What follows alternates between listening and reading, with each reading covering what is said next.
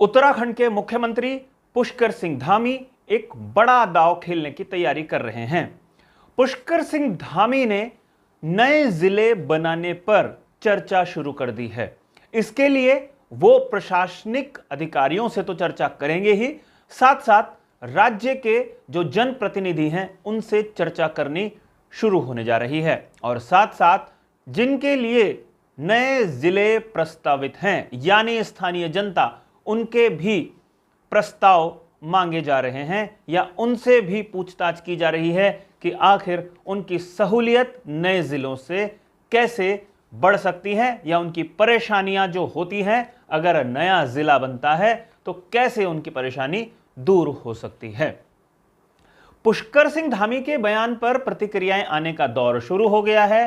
पूर्व मुख्यमंत्री हरीश रावत ने कहा है कि अगर धामी ये कर लेंगे तो वो उत्तराखंड के सिकंदर कहलाएंगे। मैं आपको बताता हूं कि उत्तराखंड में कब कब नए जिलों के बनने की बात हुई, क्या क्या प्रस्ताव आए और कैसे कैसे राजनीतिक गतिविधियों ने इन तमाम मामलों में रोड़े अटका दिए। लेकिन हम आगे बढ़े उससे पहले आप तमाम सम्मानित दर्शकों से आग्रह है, अगर आपने अभी तक हमारे इस चैनल को सब्सक्राइब नहीं किया है तो इस चैनल को सब्सक्राइब आप जरूर कर लीजिए। नमस्कार, मैं हूं मनमोहन भट्ट। उत्तराखंड में अब 7 नए जिले और बन सकते हैं और उत्तराखंड में जिलों की संख्या 20 हो सकती है। अभी तक उत्तराखंड में मात्र 13 जिले हैं और इनमें से 4 जिले ऐसे हैं जो बड़े भारी भरकम माने जाते हैं या कहें कि जिन्हें पावरफुल जिले कहा जाता है। देहरादून, हरिद्वार, ऊधम सिंह नगर और नैनीताल, ये 4 बड़े जिले हैं और ये माना जाता है कि उत्तराखंड की आबादी का लगभग 60 से 70% हिस्सा इन्हीं क्षेत्रों में निवास करता है और बाकी के 9 जिलों में सिर्फ 30 से 40% की जनसंख्या निवास करती है। क्या उत्तराखंड के मैदानी क्षेत्रों में प्रशासनिक इकाइयों पर अतिरिक्त दबाव है या पहाड़ी जिलों में आबादी कम होने के बावजूद क्षेत्रफल ज्यादा होने के कारण देखरेख में या प्रशासन चलाने में थोड़ी असुविधा होती है? ये कुछ ऐसे सवाल हैं जिनका जवाब तलाशने की अब कोशिश होनी शुरू हो गई है और शायद मुख्यमंत्री पुष्कर सिंह धामी इन्हीं सवालों का जवाब तलाश रहे हैं। अगर 7 नए जिले बनते हैं तो वो कौन कौन से जिले हो सकते हैं? गढ़वाल और कुमाऊं उत्तराखंड की 2 कमिश्नरियां हैं, 2 मंडल हैं। इनमें जो प्रस्ताव है, गढ़वाल क्षेत्र में ऋषिकेश, पुरोला जो उत्तरकाशी क्षेत्र में है, रुड़की जो हरिद्वार क्षेत्र में है, कोटद्वार जो पौड़ी गढ़वाल क्षेत्र में है, इन 4 जिलों के गठन का रास्ता साफ हो सकता है। कुमाऊं मंडल में काशीपुर, रानीखेत और डीडीहाट, काशीपुर मैदानी क्षेत्र, रानीखेत और डीडीहाट पूरी तरीके से पहाड़ी क्षेत्र है।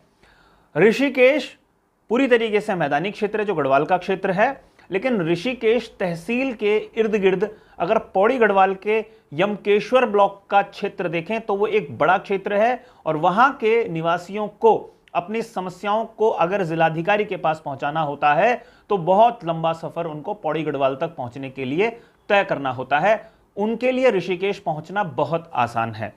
इसी तरीके से जो ढालवाला वाला क्षेत्र है, नरेंद्र नगर के आसपास का जो क्षेत्र है, तपोवन का जो क्षेत्र है, जो वर्तमान में नया ऋषिकेश के नाम से जाना जाता है, तमाम जो एडवेंचर टूरिस्ट से रिलेटेड एक्टिविटीज, धार्मिक पर्यटन से रिलेटेड एक्टिविटीज होती है, वो कहने को ऋषिकेश में आता है, लेकिन उसकी प्रशासनिक जो इकाई है वो टिहरी गढ़वाल जनपद है और वहां की किसी भी समस्या को लेकर ऋषिकेश के बजाय उन्हें टिहरी पहुंचना होता है। इसी तरीके से कोटद्वार का क्षेत्र है। कोटद्वार बिल्कुल उत्तर प्रदेश के बॉर्डर पर स्थित है। अगर वहां पर जिलाधिकारी कार्यालय में किसी को जाना है तो उसको पौड़ी गढ़वाल पहुंचना पड़ता है। 3 घंटे का लगभग समय वहां से पौड़ी पहुंचने के लिए लगता है और कोटद्वार के आसपास के बहुत सारे क्षेत्र हैं जहां पर उनको बनाकर एक जिला बनाने की तैयारी हो सकती है। डीडीहाट भी पिथौरागढ़ का एक दूसरा कोना होता है, उसकी मांग लंबे समय से चली आ रही है। रानीखेत अल्मोड़ा जिले का हिस्सा है। पूरी तरीके से पहाड़ी क्षेत्र है और कैंटोनमेंट का एरिया ये है, तो यहां पर भी नया इकाई बनाने की तैयारी हो सकती है। काशीपुर ऊधम सिंह नगर का एक बड़ा सेंटर है, उद्योग के लिहाज से भी काफी महत्वपूर्ण है और यह माना जा रहा है कि इन 7 जिलों के लिए अब तैयारियां तेजी से शुरू हो सकती हैं। वास्तव में मैं आपको बताता हूं कि नए जिलों की कहानी कहां से शुरू होती है। उत्तराखंड में 2000 में जब राज्य का गठन हुआ था तभी से 13 जिले हैं और तब से उत्तराखंड की आबादी लगातार बढ़ रही है। पहाड़ी क्षेत्रों में आबादी का दबाव शायद ज्यादा नहीं है, वहां पे व्यवस्था का दबाव है, लेकिन जो मैदानी क्षेत्र हैं वहां की आबादी बहुत तेजी से बढ़ती चली गई है और ऐसे में कई बार नए जिलों की बात होती रही। राज्य बनने के 10 साल के बाद यानी 2010-11 के आसपास तैयारियां शुरू हुई नए जिलों के बनाने की। उत्तराखंड के तत्कालीन मुख्यमंत्री जो 2010-11 के आसपास मुख्यमंत्री थे, डॉक्टर रमेश पोखरियाल निशंक, इन्होंने 4 जिले बनाने की घोषणा की और इसके लिए बकायदा शासनादेश हुआ। किन 4 जिलों के लिए हुआ? यमुनोत्री, जो उत्तरकाशी क्षेत्र का एक महत्वपूर्ण इलाका है, यमुना घाटी का प्रमुख केंद्र है। पुरोला यहां से ज्यादा दूर बनता नहीं है। पुरोला जो अभी जिले की बात हो रही है वो शायद यमुनोत्री जिले का नाम हो सकता है, लेकिन उसकी प्रशासनिक इकाई पुरोला हो सकती है। तो निशंक साहब ने यमुनोत्री, कोटद्वार, दोनों गढ़वाल क्षेत्र में, इन दोनों के लिए शासनादेश किया और साथ साथ रानीखेत और डीडीहाट के लिए उन्होंने शासनादेश जारी कर दिया था। लेकिन अपनी इस महत्वाकांक्षी योजना को वो अमल में ला पाते तब तक उनका तख्ता पलट हो गया, वो सत्ता से बाहर हो गए और जो घोषणा, जो शासनादेश हुआ वो ठंडे बस्ते में चला गया। उसके बाद मुख्यमंत्री की कुर्सी संभाली विजय बहुगुणा ने, जो कांग्रेस के वरिष्ठ नेता थे उस समय, वो बीजेपी के नेता हैं। उन्होंने राजस्व परिषद के चेयरमैन की अध्यक्षता में कमेटी का गठन किया। उस कमेटी ने क्या रिपोर्ट दी ये किसी को मालूम नहीं है। जब तक ये कमेटी शायद काम करती, अपनी रिपोर्ट देती, खाका खींचती, तब तक विजय बहुगुणा का भी तख्ता पलट हो गया। उसके बाद बारी आई हरीश रावत की। हरीश रावत अब ये दावा कर रहे हैं कि उन्होंने 2015-16 में नए जिलों की तैयारियां शुरू कर दी थी और जब तक इस पर वो असली घोषणा करते, पक्का काम करते, तब तक राजनीतिक अस्थिरता के चलते उनकी सरकार को अस्थिर कर दिया गया। अस्थिर कर दिया गया मतलब 2016 में कांग्रेस का एक बड़ा धड़ा टूट गया था और बीजेपी के साथ वो मिल गया था और 2017 में उन्होंने बीजेपी के टिकट पर चुनाव लड़े और ज्यादातर लोग चुनाव जीत गए थे। हरीश रावत की सत्ता में वापसी नहीं हो पाई थी। 2017 में बीजेपी की सरकार आई, लेकिन बीजेपी की सरकार ने कोई भी काम नए जिले बनाने के लिए नहीं किया। त्रिवेंद्र सिंह रावत ने गैरसैंण को ग्रीष्मकालीन राजधानी बनाया और गैरसैंण को नई कमिश्नरी बना दिया, उसकी घोषणा कर दी, लेकिन नए जिलों पर वो शांत रहे। वो जानते थे कि नया जिला बनाने के लिए जिस तरीके की मशीनरी की आवश्यकता है, जिस तरीके के धन की आवश्यकता है, जिस तरीके के सुधारों की आवश्यकता है, वो तत्काल करना मुश्किल है। लेकिन 2022 यानी इस साल जो चुनाव हुआ उससे ठीक पहले जब प्रचार अभियान तेजी पर था, उस समय आम आदमी पार्टी के प्रमुख और दिल्ली के मुख्यमंत्री अरविंद केजरीवाल ने काशीपुर में एक चुनावी जनसभा के दौरान घोषणा की कि वो नए जिले बनाने की दिशा में आगे बढ़ेंगे अगर उनकी सरकार आई तो। उसके बाद हरीश रावत ने कहा कि 2015-16 में उन्होंने तैयारी कर ली थी और अब जब बीजेपी वापस सत्ता में लौट आई है तो उनके मुखिया पुष्कर सिंह धामी नया दांव चलने की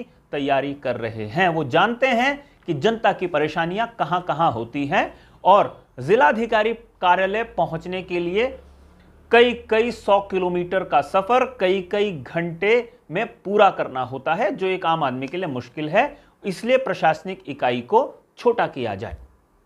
प्रशासनिक इकाई को छोटा करने के मकसद से ही केंद्र में जब बीजेपी की सरकार थी, उन्होंने उत्तराखंड, छत्तीसगढ़ और झारखंड जैसे राज्य का गठन किया था। अब राज्य की जो जिला इकाइयां हैं वो शायद बड़ी हो गई हैं, इसलिए उनको भी जनता को सहूलियत देने के लिए छोटा करने की आवश्यकता समझी जा रही है। पुष्कर सिंह धामी कैसे समस्याओं का समाधान कर पाएंगे, यह अपने आप में एक बड़ी बात है। देखना यह होगा वो कैसे काम करते हैं। जिला बनाने से पहले हो सकता है कि तहसीलों का पुनर्गठन करना पड़े और दूसरे तरीके की जो राजस्व संबंधित चिंताएं होती हैं उनको भी दुरुस्त करने की आवश्यकता होगी, तभी नए जिलों की कहानी मूर्त रूप ले सकती है, वरना यह सिर्फ एक कोरी घोषणा हो सकती है। अब पूर्व मुख्यमंत्री हरीश रावत कहते हैं कि हम ये करने से चूक गए, लेकिन पुष्कर सिंह धामी अगर ये काम कर जाएंगे तो वो राज्य के सिकंदर कहलाएंगे। हरीश रावत जानते हैं कि अगर नए जिलों की घोषणा के साथ साथ वो मूर्त रूप ले लेती है, जो जनता की परेशानी शायद कम हो जाए और उसका जो बड़ा क्रेडिट है वो पुष्कर सिंह धामी को मिल सकता है और उसका राजनीतिक लाभ भी बीजेपी या पुष्कर सिंह धामी ले सकते हैं। तो अब देखना यह है कि नई जो शुरुआत करने की कोशिश उत्तराखंड के मुख्यमंत्री पुष्कर सिंह धामी कर रहे हैं, उसमें उनका कितना सहयोग, कौन सा दल करता है, कौन से प्रशासनिक अधिकारी इस काम को अंत तक ले जाते हैं, सफलता प्राप्त करते हैं। और वास्तव में सबसे बड़ा सवाल यह है कि जिन लोगों के लिए नए जिले बनाने की बात हो रही है उनका कितना समर्थन पुष्कर सिंह धामी को मिल पाता है। अब तक जिसने भी नए जिलों की वकालत की, नए जिलों की बात की, उसका बीच में ही तख्ता पलट हो गया। पुष्कर सिंह धामी कैसे इस काम को अंजाम तक पहुंचा पाएंगे, यह देखने वाली बात होगी।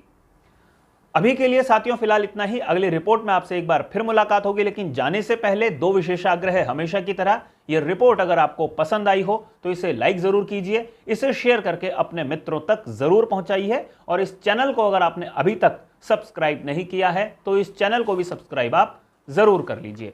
नमस्कार।